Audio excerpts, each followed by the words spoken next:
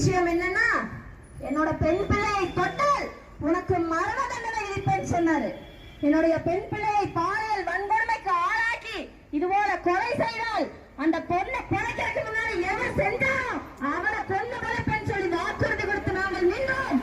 ஆனால் இந்த மக்கள் வெறும் அற்ப ரீல்ஸ்க்காகவும் இன்ஸ்டாகிராம் பிரபலத்திற்காகவும் வேறு கட்சியை ஆட்சியிலே விட்டு வேடிக்கை பார்க்க வேண்டியதா இருக்கு.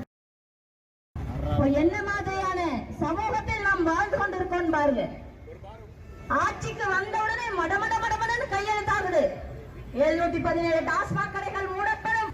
ஒரு படையை கட்டமைச்சாங்க, எல்லாம் பண்ணாங்க. ஆனா உண்மையான பாதுகாப்பு எங்க இருக்கு? திரையிலே நின்று ஹீரோ போல வசனம் பேசினா பத்தாது. தரையிலே நடக்கின்ற இது போன்ற கொடூரங்களை எல்லாம் தட்டி கேட்க வேணும். இன்னைக்கு அந்த பாப்பாவோட அம்மா, நேற்று நம்ம எல்லாரும் பார்த்திருப்போம் காணொலிகள் மூலமா, என்னோட பிள்ளை எப்படி கஷ்டத்தை அனுபவிச்சதோ, அந்த பாப்பா எப்படி துன்பப்பட்டு செத்துச்சோ, அதே போல அந்த குற்றவாளியும் துன்புட்டு சாகணும்னு சொல்லி அழுகுறாங்க. எல்லாரும் அழுகுறாங்க. அவங்க அம்மா, பக்கத்துல இருக்கிறவங்க, சித்தி, எல்லா பெண்களும் அழுகுறாங்க.